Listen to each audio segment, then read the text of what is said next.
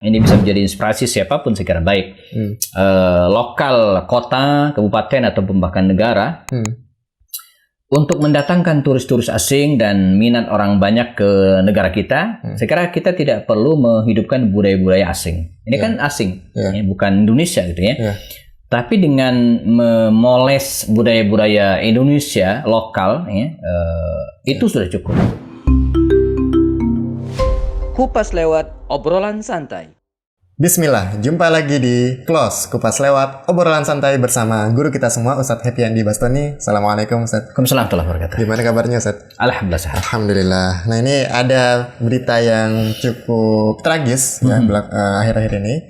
Ini berita duka ya. Berita duka, ada 156 orang tewas dalam tragedi Halloween di Itaewon. Itaewon tuh di Korea Selatan, Ustadz. Ya. Nah, ini tragis ya, karena memang ada festival di sana, festival Halloween. Itu kalau nggak salah tuh kronologinya berdesak-desakan, Sat. Berdesak-desakan, akhirnya ya banyak yang kehabisan nafas, banyak juga akhirnya jantungnya berhenti berdetak, akhirnya banyak yang meninggal di situ. Kalau jantung berhenti berdetak ya pasti ya sudah selesai. Nah, tapi kita nggak mau bahas tentang peristiwa itu, kita mau bahas tentang Halloween-nya. Nah, karena ternyata Halloween itu nggak cuman sekarang nih, nggak cuman di luar ya. Ini kan budaya dari luar ya. Nah, ini mulai banyak yang merayakan di Indonesia. Dan sayangnya banyak di antara saudara-saudara kita yang Muslim yang merayakan Halloween ini. Nah, padahal secara sejarahnya ini Halloween ini adalah festival atau acara yang dilakukan untuk dalam upaya mengusir roh-roh jahat gitu ya. Nah, itu kan kalau dalam Islam sebenarnya sudah selesai ya. Sudah bergesekan sangat dengan akidah kita ya. Gitu. Apalagi kalau misalnya kita sampai merayakannya. Nah, gimana Ustadz pandangan Ustadz tentang ini gitu, tentang hukumnya ada di mana gitu? Iya, Halloween ya, ini sebenarnya tradisi, jadi kebiasaan zaman dulu kala yang dilaksanakan kalau sebelum-sebelumnya di tanggal 31 Oktober ya, menjelang tanggal 1 November.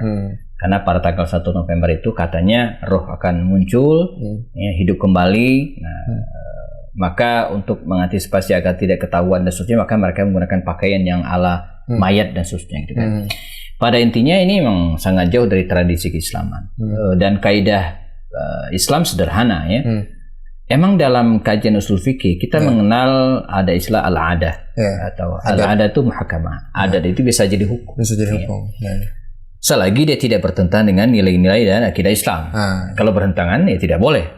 Jadi Islam kunci demikian. Jadi Islam datang ke sebuah wilayah, kemudian mewarnai dengan hidayahnya, maka dia memelihara adat-adat yang tidak bertentangan. Tapi kalau bertentangan seperti ini jelas tidak diperkenankan gitu ya. Akan mengganggu nilai-nilai akidah dari seorang Muslim. Nah, apa yang terjadi di beberapa tempat atau kemarin yang tragedi itu, ini memang kita lihat dari berbagai sisi ya.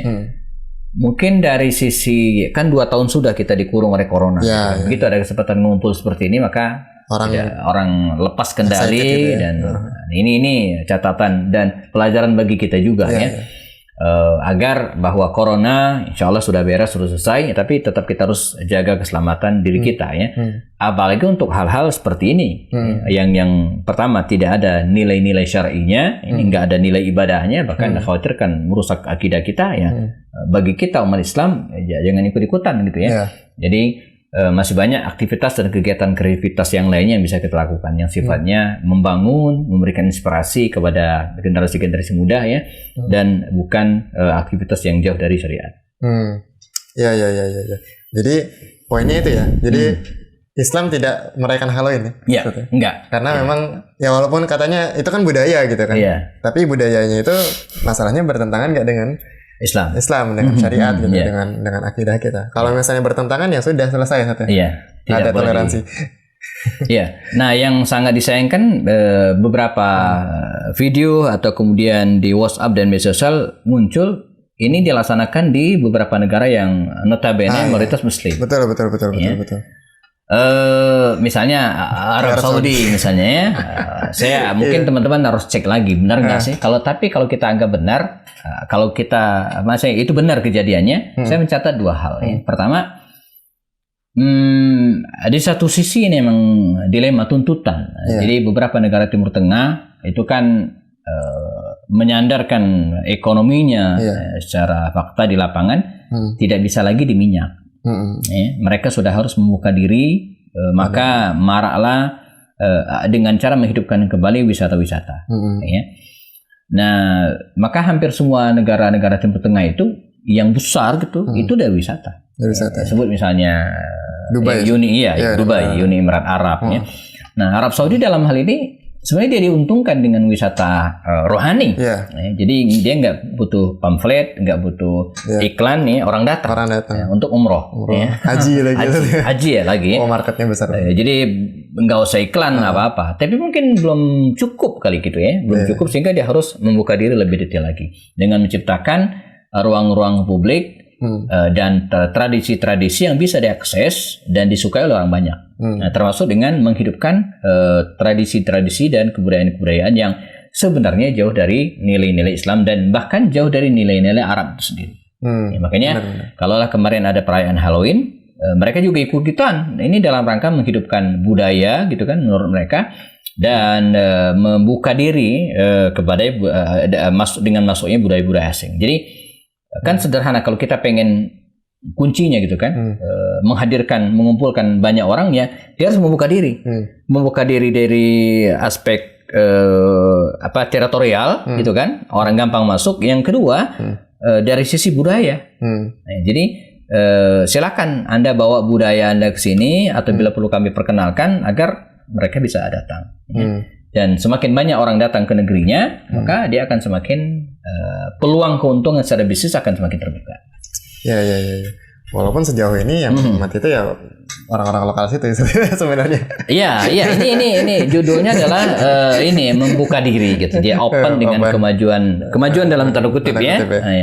Dunia ya dengan perkembangan dunia ya.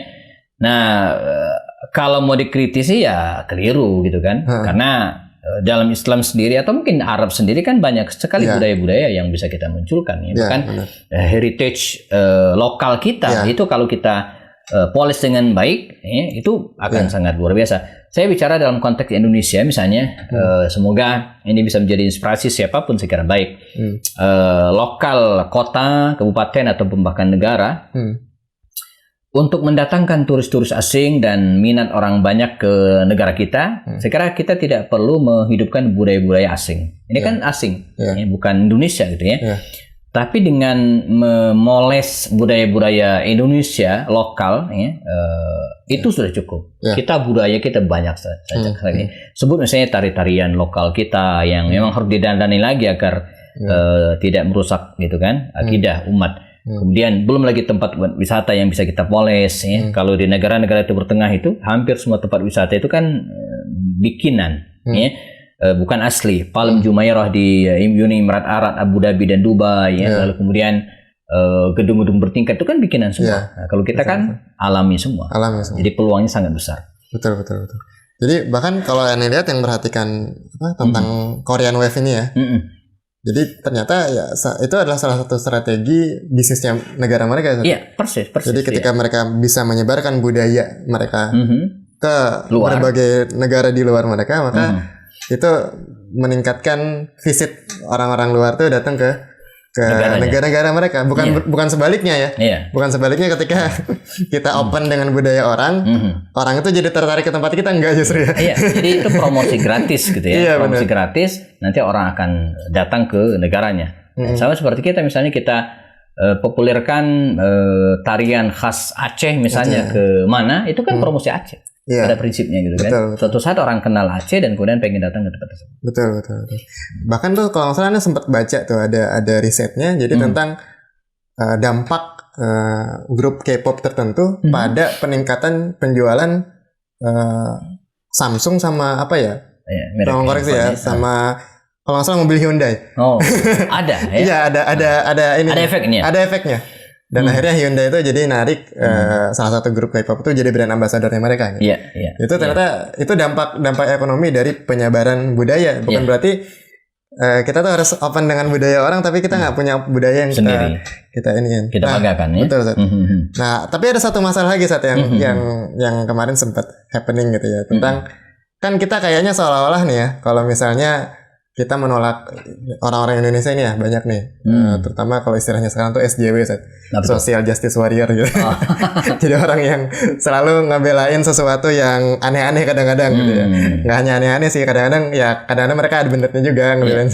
Tapi banyak sih sekarang aneh-aneh gitu yang dibelain. Nah, itu tuh tentang kayak gini. Misalnya, kayak Halloween gitu, mereka belain misalnya. Itu kan nggak apa-apa budaya gini. Tapi misalnya giliran budaya yang bersinggungan dengan Islam, itu selalu dituduhnya itu budaya Arab. Dan itu selalu ditolak. Iya. Saya kira ini kan aneh gitu ya. Jadi orang nyinyir terhadap mereka menggunakan jubah ya, dengan anggapan itu budaya Arab. Tapi pada saat yang sama begitu banyak kita pakai celana jin, itu budaya mana? Iya, benar. Jadi nggak proporsional mengkritiknya gitu kan? Iya. Jadi atau ketika seseorang bicara dengan bahasa Arab, misalnya kan, anak antum maksudnya. Dikritik, disebut sebagai radikal, lalu kemudian disebut sebagai pemilik kunci surga, harian keras, maksudnya gitu kan, alergi lagi. Jadi mereka alergi dengan istilah-istilah Arab dan dianggap itu bagian dari Islam ya. Tapi lu gue apa namanya yang apalagi bahasa Korea sekarang. Ya kan? Itu nggak dikritisi. Nah ini kan aneh gitu ya. Jadi aneh. Sementara di kita yang harus pisahkan juga sebenarnya mana Islam dan mana Arab gitu ya. Bahwa tidak semua budaya Arab itu adalah budaya Islam. Ada budaya Islam. Betul. Gitu kan. Dan Islam itu selagi dia rahmatan lil alamin, bukan Islam itu bukan hanya untuk orang Arab, tapi untuk semua. Jadi dan ini juga mengkritisi kalau dia mengatakan bahwa Islam itu adalah agama pendatang yang datang ke Indonesia lalu kemudian dia harus ngikut dengan apa yang dilakukan orang Indonesia. Ya enggak juga. Jadi bumi ini kan milik Allah Subhanahu wa taala. Kemudian diberikan kepada Islam itu datang untuk mewarnai bumi ini gitu kan. Jadi nggak bisa disebut Islam sebagai pendatang. Islam itu agama fitrah manusia. Dia yang pertama kali muncul di ketika seseorang lahir itu dia sudah fitrah. Bagaimana mungkin kita sebut dia sebagai pendatang? Benar. Bahkan ketika Islam datang pun juga banyak juga kan sebenarnya budaya-budaya Arab yang dihilangkan ya Sat ya. Contohnya kayak tari perut gitu kan Sat dari sana ya. Iya, makanya saya bilang jadi bedakan antara budaya Arab dengan budaya Islam. Dengan syariat Islam gitu kan Islam. Itu beda ya. Misalnya mungkin berjubah mungkin sebut aja budaya Arab gitu kan. Tapi pakai hijab berjilbab itu kan Islam. Iya betul. Islam ya. Jadi karena bangsa Arab sebelum Islam nggak pakai hijab. Nggak pakai jilbab. Nah, di sana tukang parkir juga pakai jubah gitu ya. Nah, maka pertanyaannya lalu apa kita nggak boleh pakai jubah? Ya boleh-boleh saja kan. Nah, sebagaimana kita pakai jin atau pakai pakaian dari barat kan, apa salahnya? Nggak ada masalah ya. Nah, ini yang harus kita kritisi. Ini bagian dari upaya untuk menjauhkan umat manusia dengan Islam. Jadi mereka sudah tidak bisa lagi membendung gitu kan derasnya perkembangan populasi umat Islam di seluruh dunia. Maka berbagai cara dilakukan untuk menghentikan laju ini. Yang sayangnya umat Islam kadang tidak menyadari hari itu dan menjadi tentara mereka sendiri untuk membendung laju Islam. Jadi dengan cara menjauhkan masyarakat dengan Islam, menganggap Islam itu sebagai bahaya. Islam itu dianggap sebagai suatu hal yang mengancam, mengancam budaya sebuah masyarakat, mengancam ketenangan. Nah ini praktek-praktek jahiliyah yang dulu sebenarnya ketika Nabi datang. Jadi ketika Islam atau Rasulullah mendapatkan wahyu, muncul paradigma berpikir bahwa ajaran Rasulullah ini membahayakan masyarakat. Jadi dianggap sebagai pemecah belah, gitu kan? Dianggap sebagai agama-agama yang tidak sesuai dengan ajaran nenek moyang mereka kan begitu. Jadi ketika wahyu datang, ajaran Rasulullah itu dianggap melawan ajaran nenek moyang. Sehingga makanya kalau dikatakan bahwa Islam itu pendatang di Indonesia, ya di Arab juga pendatang. Jadi kan bukan begitu. Terus Islam dari mana kan? Jelas dari Allah gitu ya. Benar. Jadi di Indonesia dianggap pendatang dari Arab. Iya. Padahal di Arab sendiri juga dianggap pendatang. Baru datang juga. Terus dari mana dong itu kan? Betul. Ya kebetulan saja atau bagian takdir Allah dengan salah hikmahnya saja bahwa Islam itu turun di Jazirah Arab, gitu ya. Sehingga ketika dia datang ke Indonesia bukan berarti Islam itu dari Arab, tapi dari Allah Subhanahu Wa Taala. Nah, berarti prinsip kita adalah mengikuti Islam yang datang dari Allah ya. Iya. Bukan Islam Arab ya. Islam Indonesia, apalagi Islam Indonesia, Islam Eropa, nggak ada. Atau Islam ya Islam. Rahmatan lil alamin semua. Bahwa ajaran Islam itu menghormati budaya, yes, sangat menghormati, gitu ya. Selagi tidak bertentangan dengan ajaran Islam. Nah, begitu ya teman-teman. Jadi ya terserah nih teman-teman mau ngikutin budaya apa gitu ya. Selama budaya itu tidak bertentangan dengan syariat Islam. Ya, ketika bertentangan maka abaikan. Misalnya berpakaian, orang Jawa misalnya pakai batik, ya boleh pakai batik karena tidak bertentangan. Ya. Atau orang Islam pakai di Indonesia ya pakai peci putih misalnya, peci hitam, itu kan khas Indonesia ya. Kita pakai boleh, nggak masalah. Boleh aja. Tapi jangan pakai koteka dengan mengatakan itu budaya. Mengapa? Karena bertentangan gitu kan. Karena terlihat auratnya. Iya, karena auratnya selagi dia tidak bertentangan, seperti Halloween gitu kan, tidak boleh karena bertentangan secara akidah. Karena kalau kita baca sejarah munculnya perayaan ini, itu kan terkait dengan roh jahat dan itu berlawanan dengan Islam. Islam tidak meyakini ada roh orang jahat yang akan muncul, lalu kemudian kita harus waspada dengan menggunakan atribut-atribut tertentu, kan berlawanan. Dan karenanya ya tidak boleh gitu. Iya. Ya betul. Jadi ya kita tentu dengan kita sebagai orang Indonesia kita punya budaya ya banyak budaya berpakaian juga kan bisa aja kita pakai batik sholat sah-sah aja. Sah-sah saja. Ya. Terus misalnya ya teman-teman misalnya anak-anak muda suka sama Korea ya silakan aja asal nggak bertentangan. Atau zaman dulu zaman saya tuh sukanya sama Jepang ya anime gitu kan ya? Kartun ya. Iya. Kalau zaman sekarang kan Korea. Ya asal itu tidak bertentangan dengan syariat Islam gitu Dan jangan sampai gini ya budaya itu jadi merubah kita ya jadi kita jadi kehilangan jati diri kita gitu ya. Sebagai orang Indonesia juga Iya. Dan kebanggaan dua hal, kebanggaan kita terhadap Indonesia, kebanggaan kita terhadap Islam itu tidak bertentangan. Jadi orang yang mencintai Islam lalu kemudian tidak serta-merta anti NKRI. Enggak ya. Orang yang sebaliknya sangat membela NKRI tidak kemudian harus menggadaikan agamanya. Ini suatu hal yang tidak bertentangan. Bahkan founding father kita dulu menyebut bahwa ketuhanan yang Maha Esa itu bagian yang sangat penting dari Pancasila, nomor satu gitu ya. Harus kita beragama, jalankan syariat sesuai dengan agama kita masing-masing. Jadi itu poinnya teman-teman ya. Jadi kita ikuti Islam gitu ya. Ini udah jalan yang insyaallah ya udah jalan yang paling benar. Ini ya paling benar lah ya. Gitu ya. Nah, ikuti aja gitu ya, ikuti syariatnya ya. Selama hal-hal yang bertentangan dengan syariat ya udahlah, nggak ada toleransi ya nggak ada toleransi, nggak usah ikut-ikutan kayak budaya Halloween atau gimana sebagainya gitu ya, karena itu ya jelas sudah bertentangan dengan akidah kita nih. Kita mengikuti Islam yang diajarkan oleh Nabi Muhammad SAW ya, yang diajarkan oleh Allah pada Nabi Muhammad SAW dan diajarkan kepada kita semua melalui para ulama dan guru-guru kita semua. Nah, sampai ketemu di kelas berikutnya. Makasih Ustaz. Ya, Assalamualaikum warahmatullahi wabarakatuh. Assalamualaikum warahmatullahi wabarakatuh.